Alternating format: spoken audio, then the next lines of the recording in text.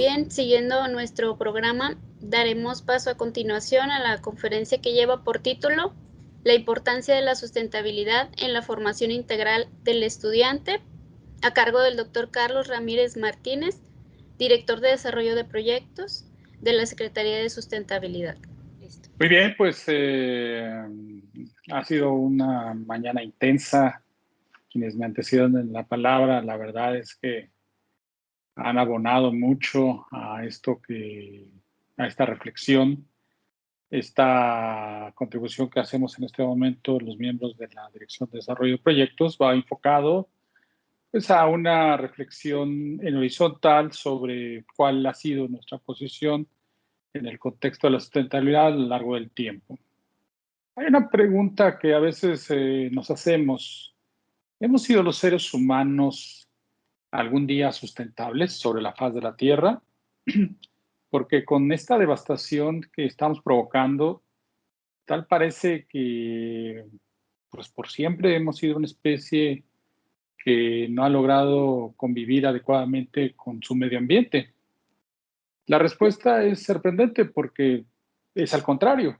Durante muchos millones de años hemos sido o fuimos una especie sustentable. Más o menos tiene unos 4,000 años que se calcula, los expertos calculan que surgió pues, el Homo sapiens sapiens como tal, los primeros antropoides que finalmente dan origen al Homo sapiens sapiens, que somos la especie actual. Y durante 3,900,000 años, 990,000 años, esta especie se comportó de una manera sustentable, adquiriendo primordialmente una actitud de cazador-recolector y, digamos, en ese entonces, viajando a través de los ámbitos ambientales, cazando y siendo cazado, ¿sí? Formando parte de una cadena alimenticia, formando parte de ella, por muchos, muchos años. Fuimos sustentables, fuimos parte, digamos, de esa lógica ambiental que predomina en el ambiente. Pero sucedió que hace aproximadamente 10 años esta historia cambió. Se supone que durante esos 4 millones de años, hasta 250,000 años aproximadamente, cuando surge realmente Homo sapiens sapiens, hubo un desarrollo de las capacidades intelectuales de la humanidad, incluso asociada a un crecimiento de la masa cefálica. Entonces, en la medida en que íbamos evolucionando, nuestra capacidad de poder pensar y transmitir conocimiento también creció. De tal manera que eso nos hizo distintos a las otras especies. Ya con el proceso civilizatorio, es decir, cuando surge Homo sapiens sapiens hace más o menos 250,000 años, hasta hace 10,000 años, cuando empieza a darse lo que hoy conocemos como el proceso civilizatorio. ¿En qué consistió? Primordialmente en el establecimiento de asentamientos humanos. Es decir, cuando ya nos alejamos de esta primera forma de comportarnos, que era como un cazador-recolector, establecimos a la ganadería, primero a la agricultura, después, años después, muchos años después, a la ganadería como los elementos base de la producción. Y eso nos permitió cambiar, digamos, la relación con el medio ambiente. Surgieron entonces los conceptos de acopio, ¿no? De bodega. Surgieron también aspectos de transformación del medio. Establecimos primero pequeñas aldeas que se convirtieron con el paso de los años en poblaciones de mayor tamaño, y ya hace 2,500 años antes de Cristo eran ya conocidas como grandes civilizaciones. Entonces surgieron civilizaciones antiguas como la Mesopotamia, como China, como Mesoamérica, como la egipcia, en donde el tamaño de las poblaciones era ya grande, la complejidad de las construcciones, bueno, algunas de ellas duran hasta ahora, ¿no? Ya había, digamos, transformado su forma de vivir y convivir con la naturaleza del hombre o la humanidad. Y empezaba a surgir de manera incipiente lo que hoy conocemos como degradación ambiental. ¿Por qué? Porque estos asentamientos humanos, a diferencia de las tribus cazadoras-recolectoras, empezaban a generar, en la medida que crecía su población, empezaron a generar degradación en los territorios aledaños. Y es más, en la medida en que estos crecían más, su degradación empezaba a hacerse sentir muy lejos de donde estaban asentados, porque se empezaba a llevar a cabo intercambios comerciales en donde eran traídos de sitios lejanos satisfactores para estos grandes centros de población. Entonces empezaba, digamos, a variar esta relación.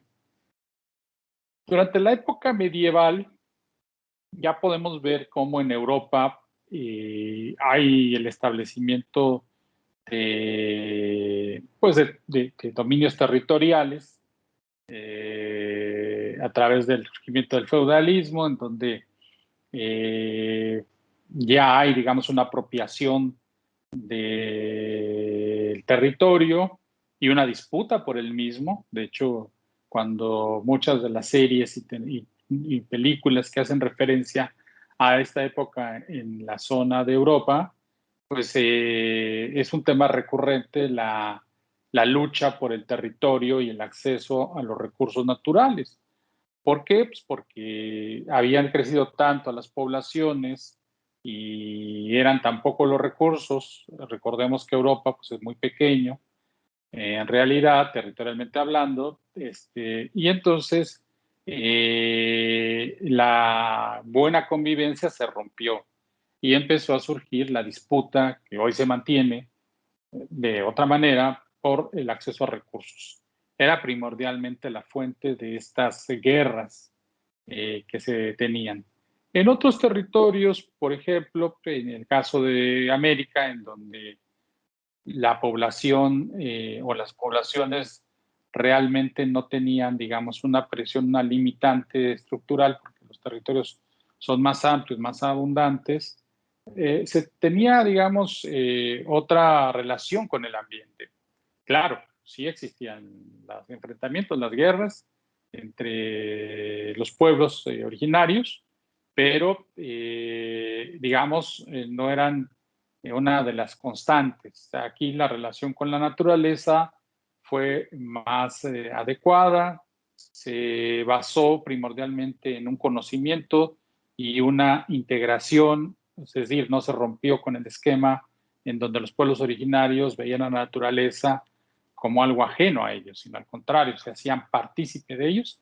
Este conocimiento incluso predomina hoy todavía en los pueblos originarios y es una forma todavía de conservar una visión más adecuada, más sustentable. Entonces veíamos cómo en diferentes puntos de la Tierra estaban surgiendo a partir ya de esas épocas diferentes formas de apropiación de la naturaleza en donde unas generaban más problemas que las otras.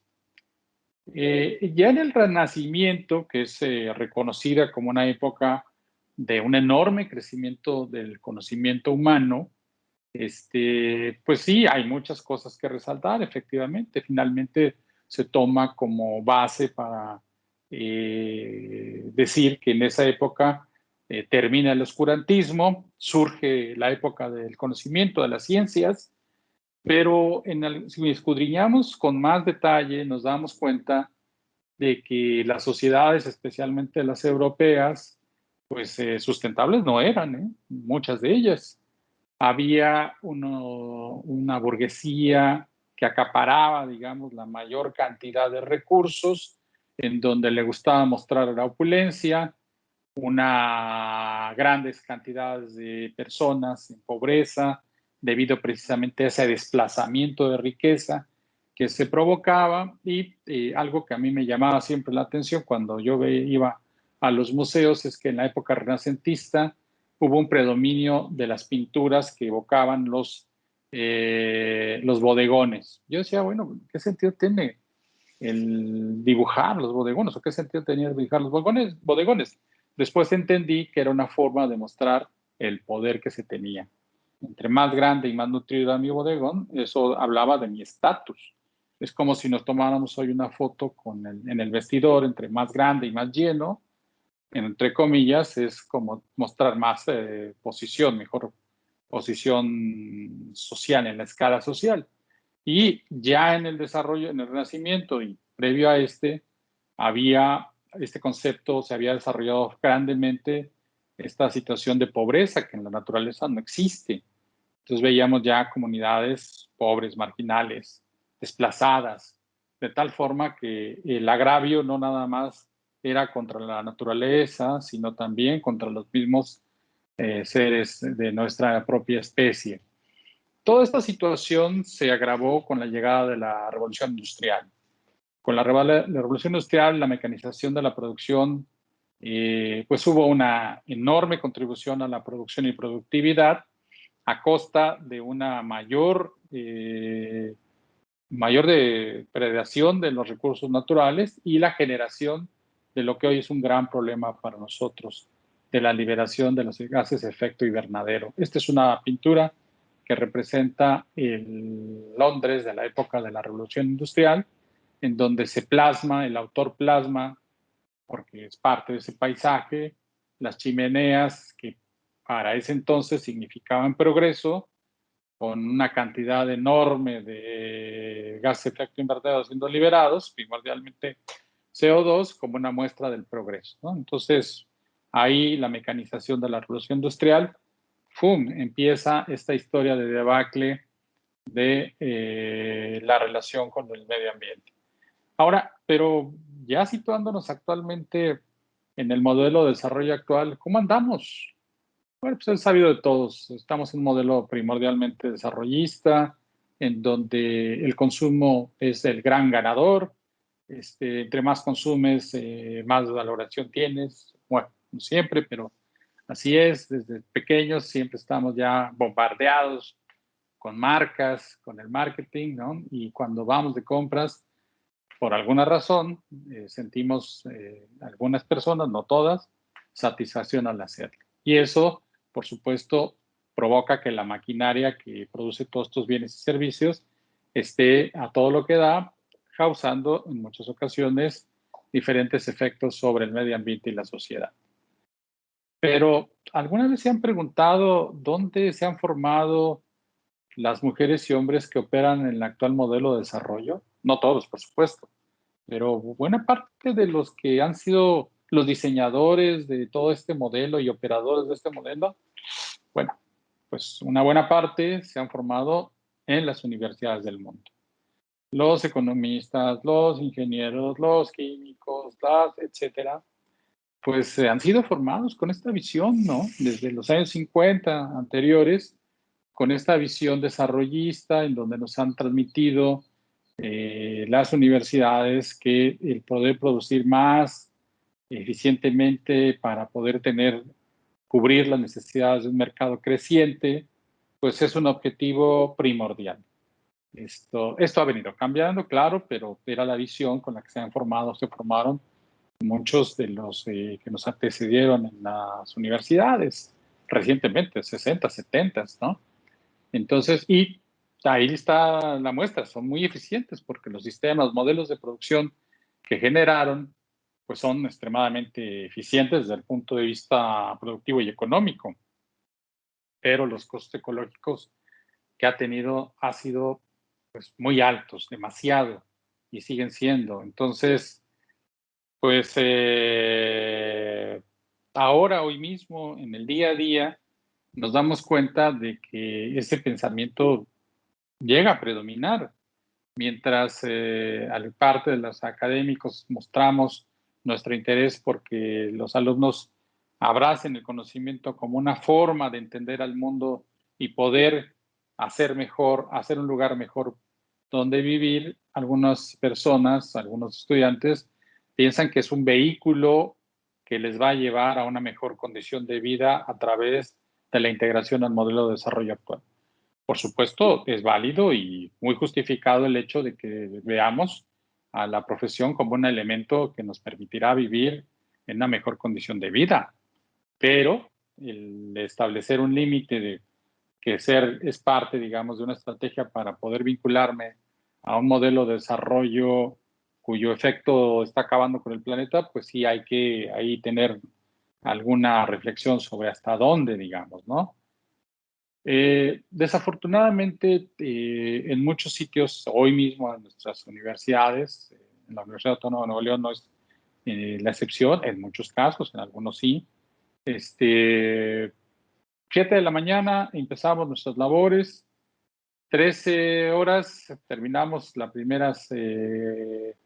el primer turno y partimos de un salón impecable que nos han dado, están siempre preocupadas las autoridades, escuelas y facultades, de mantener una gran pulcritud y muchos salones. A mí me ha tocado estar ya dando clase a esa hora y con gran pena, no siempre, pero algunas veces me doy cuenta de que tenemos este comportamiento. ¿Cómo? Por Dios, en las universidades donde somos de la generación que nos estamos formando para cambiar hacia un mundo mejor. Hijo, qué difícil es poder aceptar estas escenas, pero pues ahí está la conciencia que se tiene. Igual, bajo la consigna de que, y ahora la pandemia nos ha evidenciado que los hábitos no sustentables cobran factura y factura muy alta. Hay una predilección de los estudiantes, de los académicos, de los administrativos, hacia lo no sano, ¿no? Hacia lo no nutritivo. ¿Qué pasa? Estamos en la universidad, supuestamente en donde debe predominar un cuidado de la salud como un elemento primario para poder promover la sustentabilidad. Muchas veces no es así. ¿Y qué decir de nuestro comportamiento más allá de las aulas universitarias, ¿no? En donde vemos que muchas familias están disgregadas o segmentadas, pues por tratar de formar parte del modelo de desarrollo, en donde cada quien está viendo por su interés propio, en donde los jóvenes que a veces son promotores de un cambio social llegando a sus casas, pues no son solidarios, ¿no? Con el trabajo doméstico. Entonces, ¿qué pasa? O sea, finalmente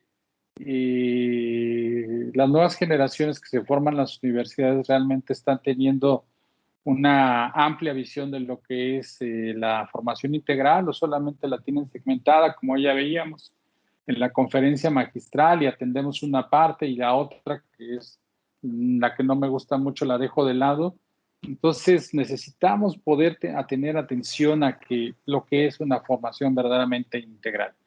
A partir de estas, de estos, de esta base, podemos decir que hay un panorama que nos permite ir hacia lo que conocemos como el desarrollo sustentable. Yo considero que sí, sí lo hay. Muchos de los que estamos aquí presentes somos promotores de él. Me alienta mucho saber que cada vez somos más y que cada vez se llevan a cabo acciones multilaterales de los alumnos, de los académicos, de las autoridades, de todos en conjunto para promover estos nuevos valores. Y por supuesto existe una serie de métodos establecidos que nos pueden ayudar. Ojo, vuelvo a insistir en lo que decía la maestra Lucy Nieto.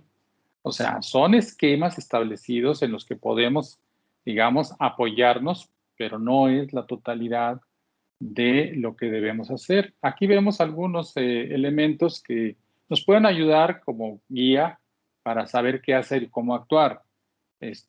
Algunas fórmulas que nos dicen, cuida el agua, economiza la energía, recicla, etcétera. Objetivos que nos hemos trazado de manera universal para poder medir nuestras contribuciones hacia un cambio al desarrollo sostenible o sustentable.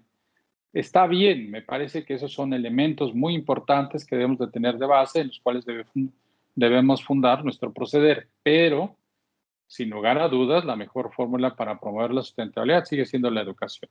Y la educación no nada más la formal, la curricular. la no formal a través de conferencias, seminarios, talleres, como lo estamos haciendo hoy en día, y la que hoy conocemos como la informal. Es aquella que tenemos en la vida cotidiana, la relación con nuestros amigos, con la familia, es decir, nuestra formación integral, a lo que yo llamo formación integral. ¿La importancia de la sustentabilidad en la formación integrante existe? Sí, yo creo que sí. Podemos estar formando nuevos recursos humanos de la más alta calidad técnica con una visión desarrollista, lo cual no está mal. Cada quien es libre precisamente de seguir el camino que considere más adecuado. Es algo que es es una elección libre que se puede tomar y debemos respetarla, pero considero también que debemos poner sobre la mesa como opción y cada vez más preponderante el poder formar recursos humanos de la más alta calidad técnica y humanística con una visión de sustentabilidad, o sea, el desarrollo sustentable. Entonces, me parece que es una forma en la que podemos propiciar un cambio. Y hablando sobre la inducción a la sustentabilidad, lo que ha hecho la universidad durante los últimos 10 años es revisar la currícula universitaria, cómo andamos, cuál es el tipo de materias que se están dando, qué conocimiento que se está trasladando y cuáles son los enfoques que se le están dando, de tal manera que sí, digamos, atentar en contra del conocimiento que se les da a las herramientas tecnológicas que se les da a los estudiantes en su formación técnica, sí eventualmente trabajar en los matices que tiene la aplicación de ese conocimiento. Por ejemplo, al hablar solamente de algunos ejemplos, cuando se habla de Producto Interno Bruto, pues muchas veces se tiene la noción de que el número tiene que ser más alto porque eso significa que el ingreso crece y que los beneficios sociales eventualmente se dan por añadidura, lo cual nos hemos dado cuenta no es así.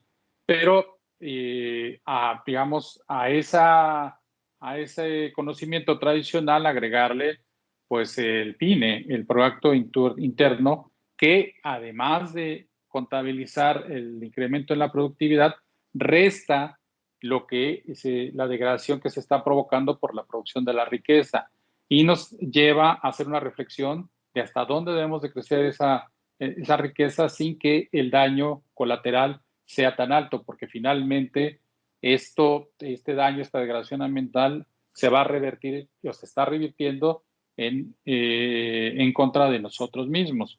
Por ejemplo, es solamente para hablar de uno de los muchos ejemplos que podemos ver en cuanto a la formación de recursos humanos. Esto lo estamos haciendo y estamos con la Academia Universitaria para el Desarrollo Sustentable tratando de hacer esta reflexión profunda con los académicos para que al impartir sus diferentes unidades de aprendizaje puedan incorporar a su actividad académica los principios y quehaceres de la sustentabilidad. Y también, por ejemplo, has hecho un gran esfuerzo a la universidad por montar lo que nosotros llamamos laboratorios vivos, como son el que realice muchas actividades, cambio de equipos, primordialmente promoción de cambio en la cultura, de cómo usar la energía. Es decir, la intención es que los estudiantes, al llegar a los ámbitos universitarios, convivan en ambientes sustentables, en donde la forma de comportarse sea distinta, en donde se busque que la energía no sea derrochada, bajo la conciencia de que el alto gasto energético nos cuesta dinero, genera emisiones de carbono, resta la posibilidad a otros de tener acceso a la energía. Entonces, esta situación, además de poder generar ahorros y demás, nos permite ir propiciando un cambio de conciencia ambiental de parte de los alumnos que transitan por nuestras instalaciones universitarias. Lo mismo sucede en el agua. Nos afanamos de poder hacer cambio de equipos, de poder transmitir formas de cultura en donde el agua se use de manera eficiente y eso ha repercutido en una baja en el consumo a lo largo del tiempo, lo cual nos permite ver que el cambio de actitud primordialmente esto es algo que tiene efectos inmediatos, pero lo más importante es que causa comportamientos o cambio de hábitos de las personas que los llevan a cabo.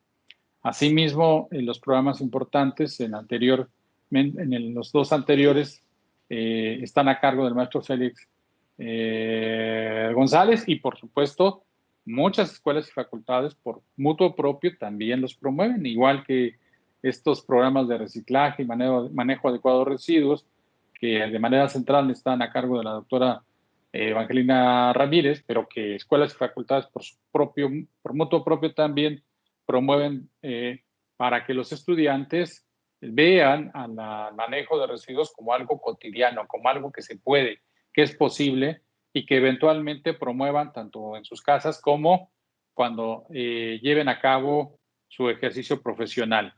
El cuidado de las áreas naturales que tenemos a cargo es algo destacable. La universidad es una garante de más de 4,000 hectáreas de áreas naturales en donde llevamos un cuidado, donde estas áreas sirven para formar recursos humanos conscientes, son aulas abiertas y que nos enorgullecemos de ser promotores del cuidado ambiental.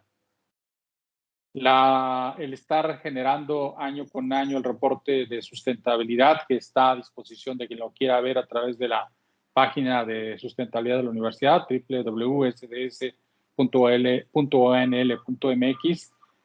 a través de cómo nosotros vamos informando a la comunidad cómo todas estas acciones están repercutiendo en positivo y nos permiten ser mejores, transitar hacia la sustentabilidad. Es también una parte de la labor que hacemos para poder apoyar, además del